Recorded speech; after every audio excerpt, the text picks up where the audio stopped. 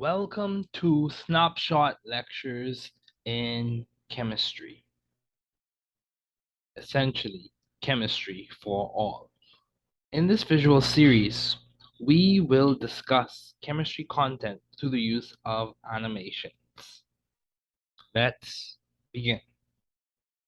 The questions we seek to answer are: what is the rationale? Why should we care?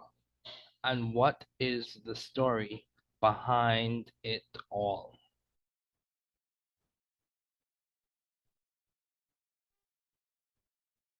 So let's begin. Today we will be discussing reaction kinetics.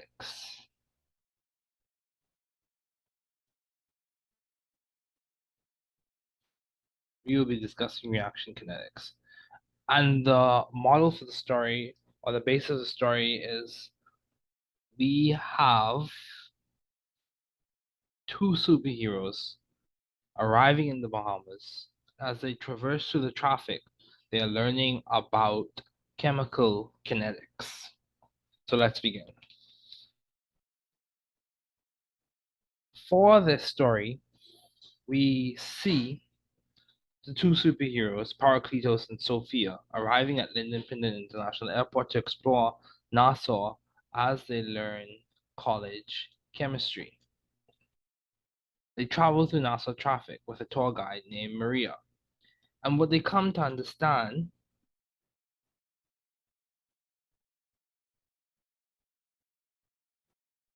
is that car traffic is like a model for reaction kinetics.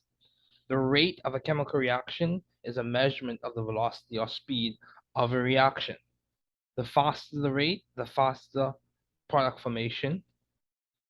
The faster the rate kinetically fast, that's what we're referring to.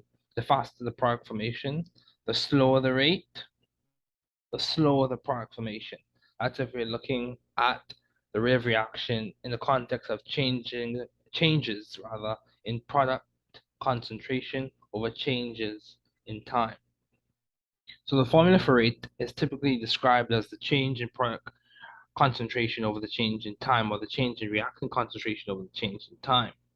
Now, the signs that we use in front of those fractions or equations is based on the rationale that rate by physical convention is normally positive.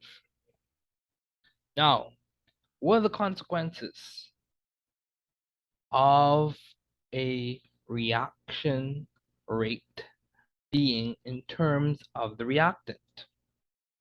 So some of the consequences for a reaction rate is that there will be a negative sign in front of it. The reaction concentration is decreasing, and that coincides with the idea of there being a negative sign there.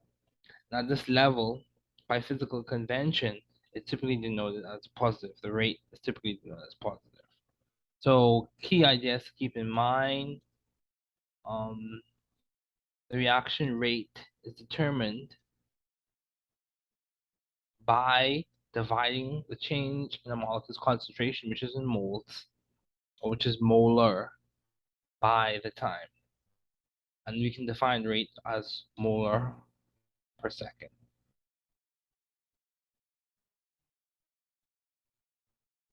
So things to keep in mind. The final answer for rate is positive. So let's keep going. When you're calculating the rate of reaction, the scalar factor, in fact, is basically stoichiometrically based. So it's based on the number of moles. For simplicity, the definition of and determination of rate is reflective of the balanced chemical equation. However, one of the best predictions of rate of reaction is a series of experimental data in which the concentrations of the reactants are measured, as well as the formation of products. One of the first people to work on chemical kinetics was Ludwig Wilhelm. So let's keep going. Car traffic is similar to kinetics since it is directionally dependent and has limiting factors similar to chemical reactions. So for a set temperature and pressure in an open system with a constant supply of reagents, basically saying when you have constant conditions, the rate of reaction typically remains constant.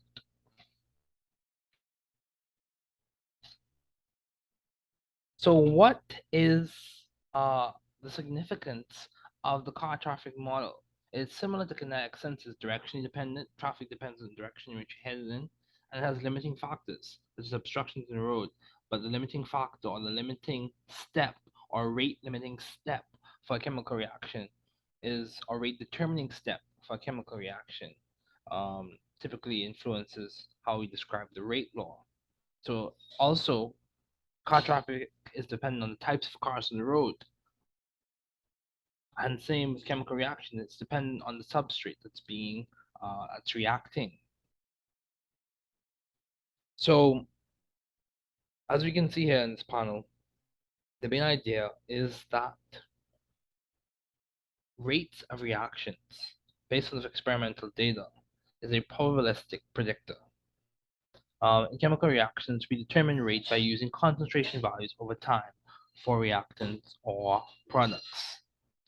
Now, what's so interesting about this is that we can get a snapshot picture of the reaction rate, and it's known as the instantaneous rate.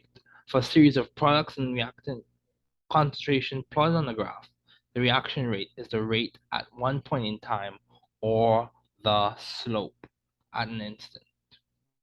The rate is like the news. It tells us much more information about what has occurred in the reaction and cannot strictly or accurately predict the future just off of the balanced chemical equation. In other words, it helps us well to have a series of experimental data when we're trying to understand reaction rates for chemical reactions.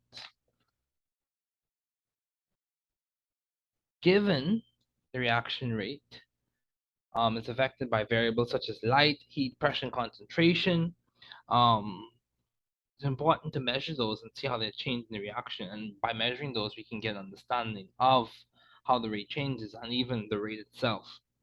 So light, as you know, in many reactions, some reactions are catalyzed by light. Heat plays a role in increasing temperature of reactions, and that has implications for reaction rate as well.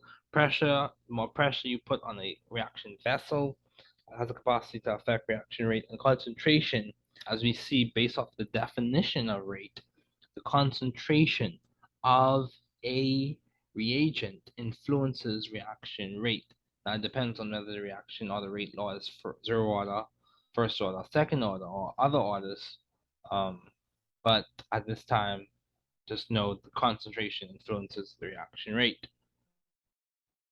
Now, when we have different variables for light, we can use this UV spectrophotometer. For heat, we can use a bomb calorimeter. For pressure, we can look at a barometer. And for concentration, we can also use a UV vis spectrophotometer and a mass spectrometer. So let's keep going. An apt description of a rate of reaction is a rate law, with the caveat that the rate of the reverse reaction must be negligibly slow. We're speaking kinetically. So for zero order reactions, we know that it's independent of the concentration of the substrate, where the order is zero. That typically is rate can be described as K, or rate can be described as independent, as I said, of the concentration. Also, the consequences of a zero-order reaction is that the concentration of the reactant decreases linearly with time and with constant conditions. With any concentration of substrate, the rate is constant. The rate is constant, simply put. So it's important to recognize when you have a zero-order reaction. Now let's talk about first-order reactions. The rate of the reaction is directly proportional to the concentration of A, which is typically a linear relationship. Of course, for all of these rate laws and orders, there are integrated rate laws, which are linear representations and linear descriptions, which incorporate a relationship between concentration and time. So, the consequences, let's look at the consequences for a first order reaction. It is that the rate is directly proportional to concentration. It's a linear relationship, typically. So let's talk about second order reactions. For a second order reaction, the rate of the reaction is proportional to the square of the concentration of the substrate. Also, the consequence of a second order reaction is that rate is more dependent on the reaction concentration. It is proportional to the square of the concentration of the substrate under observation.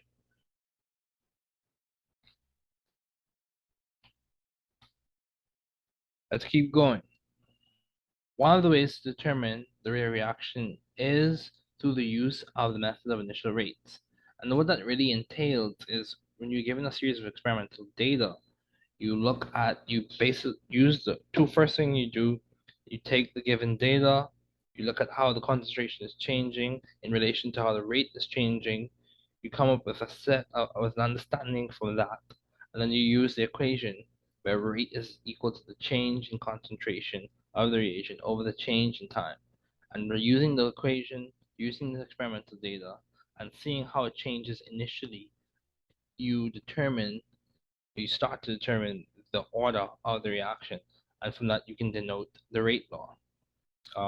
Typically, when we determining rate law, we look at the slow step or the rate determining step, because that influences how fast the reaction is able to go to completion or to product formation.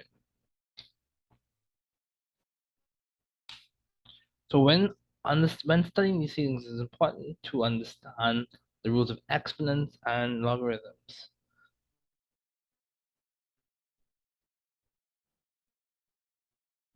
And simply put, the logs play a role in simplifying rate laws, and the laws of exponents play a role in helping you to work out the answers. That's very important.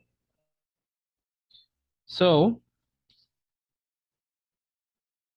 the other things to consider: half-life. When the concentration of a reactant falls to 1/2 of its initial value, the time required for the decrease is called the half-life. There are formulas to describe the half-life for each order. It's important to know those. As well as we can understand the temperature dependence of the reaction rate to the constant K. Using Arrhenius equation, we can relate frequency factors, exponential factors, and activation energy to the constant K. E of A is in this equation. The equation is described or denoted as K is equal to A E raised to the minus E A over RT, where E is the energy barrier that must be overcome for reactants to produce product. The RCD, or reaction coordinate diagram, shows a peak, and that peak typically represents the activation energy barrier. You can go into other ideas in which we talk about Hammond-Leffler postulate, in which we understand that as we look at the transition state intermediate, it typically represents the step that's closest to it in potential energy, as well as for Arrhenius plots. We have the collision model, which basically is a theory that says that chemical reaction is based on sufficiently energetic collisions occurring between two reactant molecules. From this, we proceed onto ideas of molecularity, which we have unimolecular and bimolecular, and this goes right into ideas of organic chemistry, in which you have substitutions between bimolecular and unimolecular. Overall, reaction kinetics is a very important topic. Differential equations can be used to study this idea. However, for general chemistry levels and for high school chemistry levels, it's easily understood through the doing, through the experimentation, through the watching a reagent transition in terms of change of color, whether it's a qualitative experiment in which you look at the change in color, or quantitative experiment in which you measure the amount of product formation over time. Those play a large role in helping to understand this concept. Once again, this is a snapshot lecture of chemistry concepts.